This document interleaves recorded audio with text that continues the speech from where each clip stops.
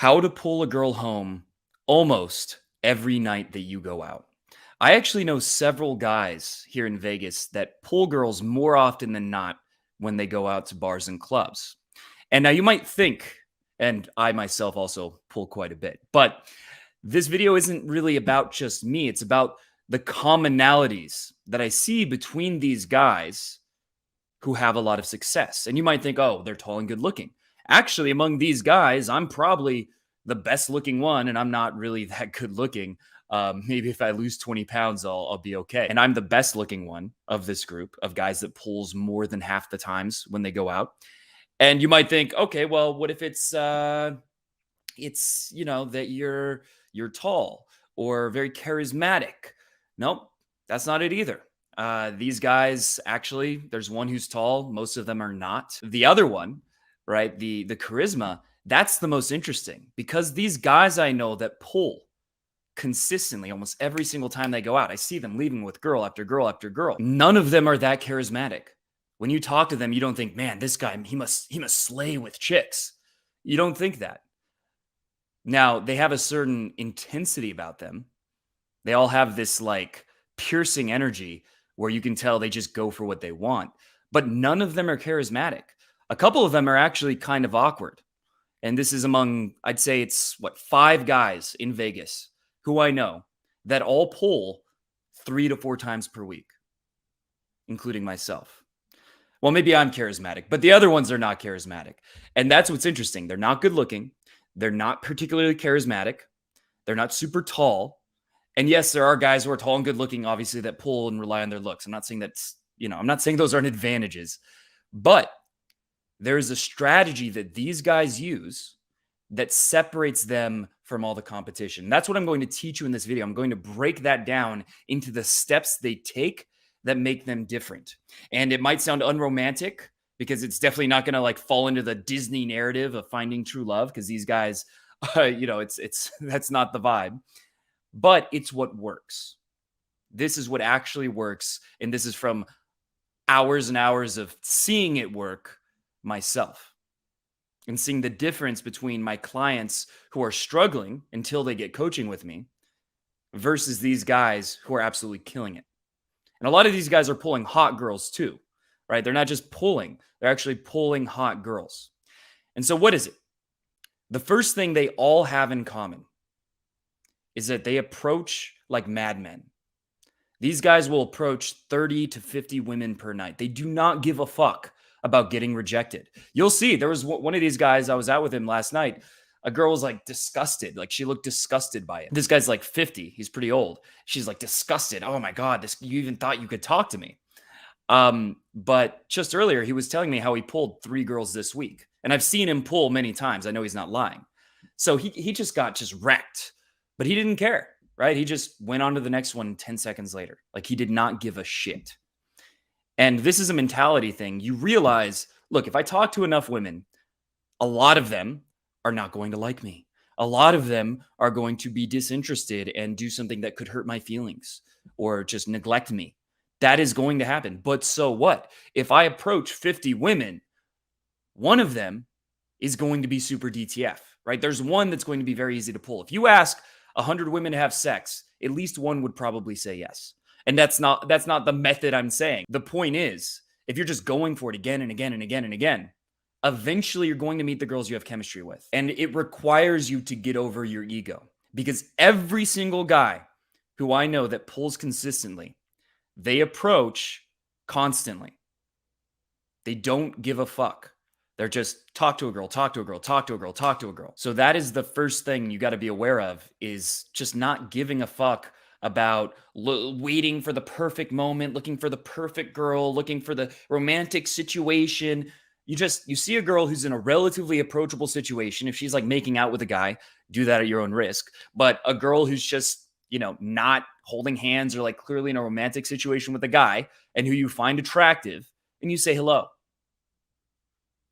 Right? You say hello. Introduce yourself. You can literally just say, hi, I'm Avery. I mean, if you copy that, that'd be weird, but you get the idea. You can literally just say that and strike up a conversation. And you do that again and again and again, and there's a momentum to it. and each approach becomes easier than the last.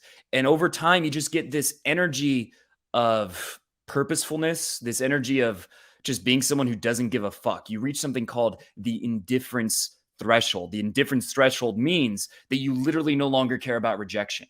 It's a beautiful feeling when you have it.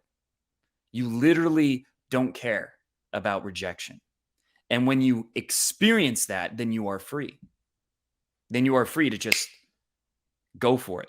Then when you see a girl's eyes light up a little bit, whereas normally you might hesitate and think maybe she's just being nice. You don't know. Whereas normally you'd be hesitant. When you reach the indifference threshold, there's zero hesitation. You just take her to the dance floor, right? Or you start making out with her. You can just tell. Your instincts take over. You stop getting in your own way. Because game isn't about so much these advanced psychological crazy techniques that are logical. It's about getting out of your own way and letting your instincts take over. Because sex is something that is pre-verbal. It's not logical. It's something that we have this, like, you don't have to teach, an animal to have sex. It'll figure it out on its own when the right emotions are triggered. And the same thing is true for us. But what we do is overthink and get in the way of that process. When there's chemistry with a girl, what naturally would happen is it'll escalate more and more unless, she has some rule about not wanting to have sex on the first date or, you offend her. But by itself, what would happen is it's just going to escalate more and more. That's naturally how it plays out if there's attraction. But we get in our own way when we start overthinking, worrying about rejection, worrying about what other people think, et cetera, et cetera, et cetera. But you can get rid of that by just approaching everyone. And some girls will be like, fuck off. That'll happen occasionally. Maybe 1 out of every 30 girls will be really mean. And that will hurt for a minute. But then you talk to the next girl and now you're icier because you face that rejection. Now there's nothing to lose because you've already gone through the worst situation. So that's the number one thing that these guys all do. The second one is that they lead relentlessly. By leading, I mean when you're talking to a girl, if you're just talking to a girl, having a nice conversation, you're like 5 feet away from each other, 6 feet, because you take COVID very seriously. You're 6 feet away from each other and you're talking for 3 minutes and you're still 6 feet away from each other and you haven't moved and you haven't started getting physical a little bit, like touching her shoulder, stuff like that. It's going nowhere. She's going to get bored. It feels like nothing's going to happen. It feels like if you were to get in a room with her, you wouldn't be able to do anything. You would just be like, and that's when a girl will say, what is this, amateur hour? That happened to me once when I was younger. Didn't know what to do. I was afraid. She feels that. She feels what would happen if there was a sexual situation. Are you the guy that's going to ravish her? Or are you the guy that's going to be like, you don't know what to do. You're not in control. You're not dominant. She can feel that based on whether you're leading or not. So that's very important. Make sure that you are constantly leading. There's several ways to do this. One is physical escalation. That's leading things forward, right? Touching her shoulder. And then if it's at a bar, you usually want to get closer and then kind of be grabbing her by the waist and then take her to dance. Something like that. Or leading just, hey, let's go to the outside area. I can't hear you. It's too loud. Let's go to the outside area. Or, hey, let's go sit at a table or whatever. Move her somewhere. Lead. They lead fast. A lot of girls won't be down to go anywhere with you. They don't want to leave their friends or whatever. Those girls, you get their number. You set plans for later. And then you find one that is willing to follow your lead. And this is very important because there's a concept that there's 3 types of girls when you approach. No girls, maybe girls, and yes girls. Now, no one is really getting no girls. It's very difficult, right? I mean, they might have a boyfriend or they're married. There are exceptions, but generally, you're not going to get no girls with game. Very rare that that's going to happen. So, first thing is you have to identify the no girls and not waste time with them and move on. But what a lot of guys do is waste time with maybe girls when they're not even getting the yes girls. So these guys will approach a girl. She won't follow their lead. She's not comfortable with you touching her. It's not sexual. And then these guys will waste a lot of time in that interaction. If you're not getting the yes girls, learn how to get them first. Because a yes girl is a girl who all you have to do is say, hey, let's go dance. Hey, let's do this. Hey, let's go back to my place, right? Let's play a game of Cards Against Humanity. Let's play some trivia. Let's play, I have a foosball table. Let's play foosball. That's all you have to do. You just have to lead. And it's only going to be maybe 5 to 10% of girls that are like that. But if you're not getting them, why are you worried about this more advanced stuff? Learn how to get them first by having a straight line from approaching to pulling until you bring them home. And then when you can get those 5 to 10% of girls, then you can worry about the maybe girls. And if you really want to go crazy, you can learn how to like make girls try to cheat on their wives or whatever, or on their husbands. If you want to get into the dark wizardry. And the third thing about these guys is that their sexual intentions are very clear. They don't necessarily say, you're hot, you're beautiful, you're so attractive. But you look at this guy talking to the girl, and if you're across the bar, you think they're together. You think they're about to have sex. That's the feeling. And this is what a lot of guys who are trying to learn games struggle with. It's so friendly. It's so logical. It's an interview. But you should be looking at the girl with a penetrative, and that's kind of a double entendre, a penetrative look. A look like you want her, like you desire her. That should be the feeling you're projecting. And if you're not, it shouldn't be so surprising that the girls get bored. She wants to feel something. And to make her feel something, you have to put energy out there. You have to have a certain level of intensity. So all these guys have intensity in their interactions. And like I said, one of these guys is in his 50s, and he pulled a 22-year-old last week. And then also a 31-year-old. And I'm like, bro, that's way too old. That's disgusting. 31-year-old woman.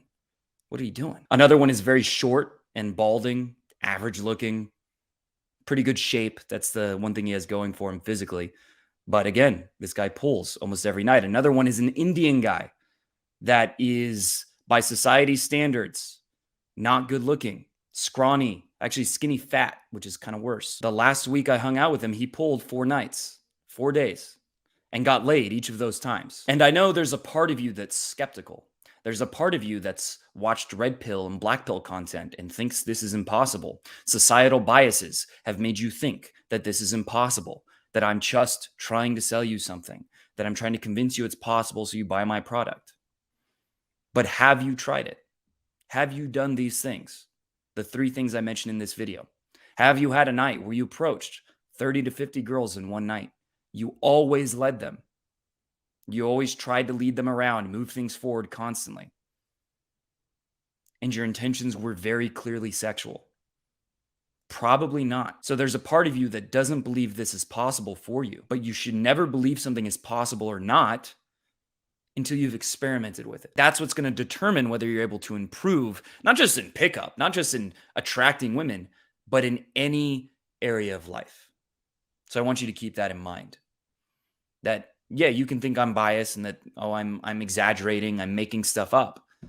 Sure, but have you tried it? Would it really be that hard to spend 4 hours one night, approach 30 to 50 girls? It's just 4 hours to find out if there might be some truth to what I'm saying and to see if your entire dating life can change forever.